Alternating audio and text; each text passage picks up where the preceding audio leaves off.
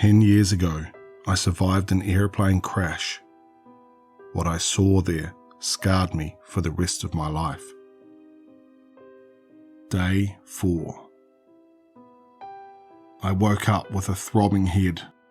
It was pitch black in front of me, and as I felt my way around the ground with my hands, I felt pebbles and rocks shifting and sliding. I no longer had my torch. However, the flare gun was still in my pocket.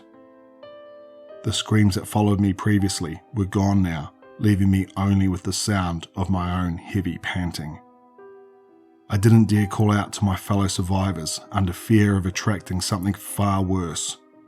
I still had my backpack on, so I reached into it and felt around until I found the lighter. I steadied myself on the pebbles that kept sliding from underneath me and flicked it once. Immediately, the flame sparked to life. I gasped in terror at the sight before me. Those weren't pebbles, but human bones. Hundreds, no, thousands of them, on one big pile, covered in dry blood and dirt. I screamed and fell backwards, the light on my lighter disappearing instantly. I scooted back until my back hit the wall, hyperventilating. I flicked the lighter once more as soon as I was calmer and observed my surroundings.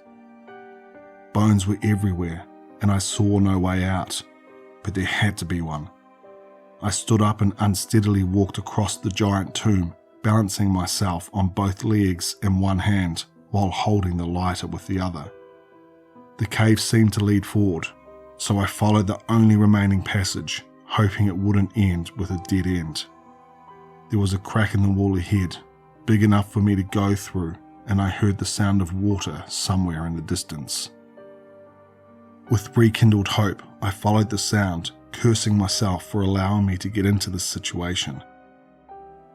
I wondered where Linda, Will and Mitch were, but I was too preoccupied with claustrophobia and fear of being eaten alive to worry too much about them. And then I felt myself step into a puddle of water. I illuminated the ground and realized I was standing in a creek, which led to a tiny area contrasting the pitch darkness all around me.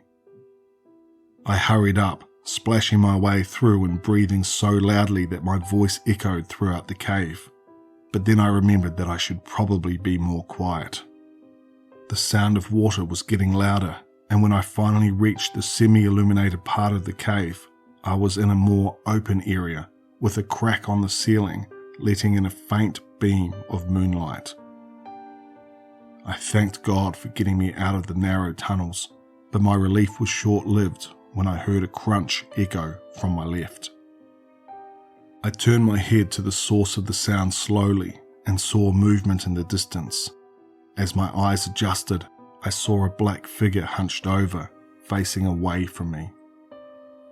My heart started to race because I realized that there was no way that that sort of shape could be one belonging to a human being. It was eating something, and I dreaded to think what its meal was. I immediately flicked my lighter off, and as I stood there, frozen in place, I looked around and realized that the only way out was in the direction of the creature. At first I thought there was no fucking way I'd try to get past it, but then I remembered the only other way was to go back to the lair filled with bones. I mustered my courage, put the flare gun into my hand, and slowly began towards the opening where the creature was. With each crunch it made, my heart jumped just a little. As I got closer, the creature came into view a lot more clearly. Although it was hunched over and squatting, it was still pretty huge, almost as tall as I was. It had mangy black fur all over its body, the shape of which was somewhat humanoid. Another loud crunch, followed by a chewing sound. The creature tossed a bone sideways in a bemused way, which fell down with a loud clank, and started chewing on something else. I was only a few feet away from it now, and slowly took steps sideways, not daring to look away. And then I saw what, or rather who, it was eating. Linda's eyes stared back at me blankly, as the creature gnawed on what was left of her leg. I clasped my mouth with my hands to stop myself from screaming and continued sidestepping.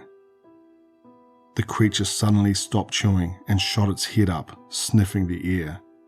I stopped moving and held my breath, my heart just about ready to burst out of my chest. The creature continued sniffing more vigorously, now swiveling its head left and right. I could just barely make out a nose which resembled a snout, covered in the same fur as the rest of its body. The creature stood frozen for a long moment, listening. I pointed the flare gun at it with trembling hands, ready to pull the trigger. The creature looked back down and continued eating. I lowered my gun and continued stepping away. I was able to put myself at a safe distance to speed up a little bit and sighed in relief when I turned the corner. I leaned on my knees and steadied my breathing, with my heart still pounding in my chest. And then I felt something grab my shoulder, and I just about jumped out of my skin. It was Mitch. He was holding his finger up to his mouth in a way to tell me to be quiet. I leaned in and whispered, "Where the fuck did you guys run off to? Where's Will?" "I lost him," Mitch said. "We were attacked right after we found Amber and..." "You found her?" Mitch shushed me and said, "Keep your damn voice down." "Yeah, we found her. What's left of her anyway. She was missing her foot and her arm all the way to the shoulder socket. Poor girl was begging us to end her." "You killed her?" I asked. "I had to. She couldn't move, was in a lot of pain, and there's no way she'd survive. Will and I both agreed to do it.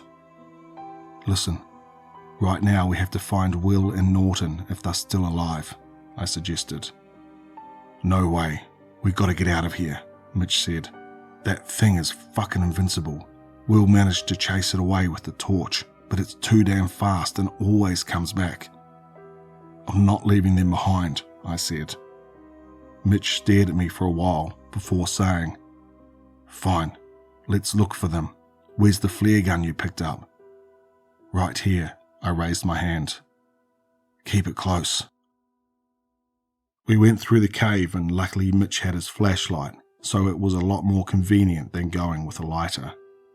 The cave was practically a maze, and after what felt like hours, we agreed that finding an exit should be our priority. We had just about given up hope when we heard something that sounded like footsteps in the distance. Moreover, it sounded like boots or shoes, which rekindled our hope that it might be Will.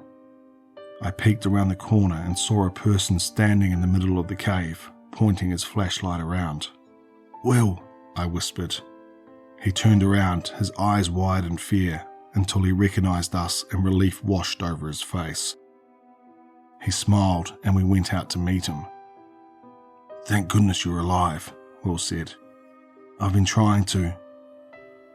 Will's sentence was cut off when a big black figure ran past right in front of our noses and took Will along with it. Will screamed as the creature held his neck with its teeth and rapidly jerked him left and right. Mitch ran up to the creature and swung his hatchet hard, embedding it in the creature's back. The creature let go of Will's neck, which was now at an unnatural angle, and screamed in pain. The entire cave echoed and my ears started to hurt. Before Mitch could pull the axe out, the creature turned around, grabbing at its back, unable to reach the axe. It then turned its attention to Mitch, and with movement faster than the blink of an eye, swiped its claw across the air. I didn't even realize what happened until I saw Mitch bleeding from his throat and grabbing at his neck. The creature screamed again, revealing a row of sharp teeth. It tackled Mitch and sank its teeth into his neck, biting off a chunk of it and a few of his fingers in the process. All of this happened so fast that I barely had time to react, plus the whole thing put me in a trance.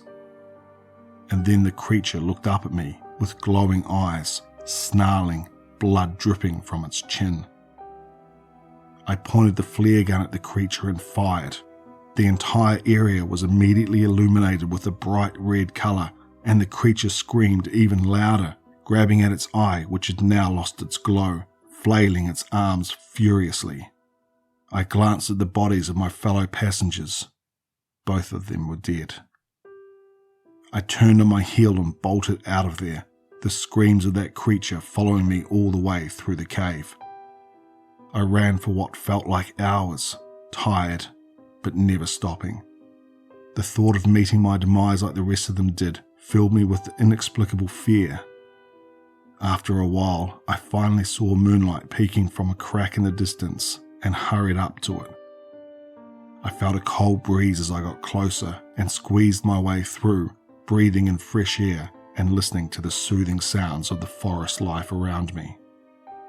The screams of the creature echoed from inside the cave once more, this time sounding like a cry of pure anger, and although it was distant, I knew it could change at any moment. I stumbled through the woods, always looking over my shoulder and expecting to see the creature either behind or suddenly appearing in front of me. Daylight came soon and I fell to the ground, exhausted, hungry and thirsty. The adrenaline subsided and I started to feel guilty and ashamed for allowing the other passengers to die like that. I broke down, rocking back and forth and letting my guilt gnaw at me like that for a while. And then I heard something in the distance. Voices. I couldn't tell what they were saying, but when I looked up, I saw a group of people walking around. I called out to them and they immediately approached me, realizing I was in distress. I tried explaining to them that there was a dangerous predator nearby, but they didn't seem to understand what I was saying. They spoke to me, but I didn't understand their language. I figured they were locals and cried again in happiness when I realized I was safe. And that's how I was brought back to civilization. I told the rescue services that going back to the crash site is dangerous, but they ignored me.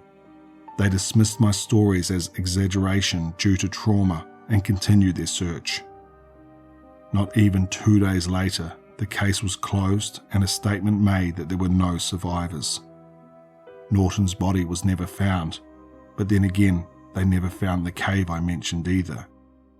I've been plagued by survivor's guilt, nightmares and PTSD ever since. I'd wake up thinking I feel a presence in my room, quietly watching me and waiting for the moment when I let my guard down. I never go camping and I have never used planes again either, except once, 2 days ago. I'm in a small town right now, close to the crash site. The locals here are friendly, but when I ask them about the creature, they suddenly go silent or find an excuse to leave. Others swear the creature I am describing is peaceful and that running into it poses no threat. The third portion denies the creature's existence altogether, calling me crazy. All locals share one opinion though. No one should go into the area of the sightings. I don't know what that thing is, and I don't care.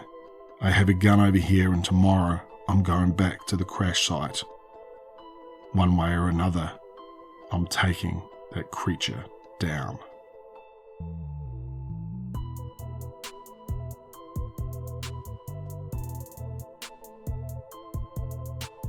I just want to thank the author for allowing me to narrate this story.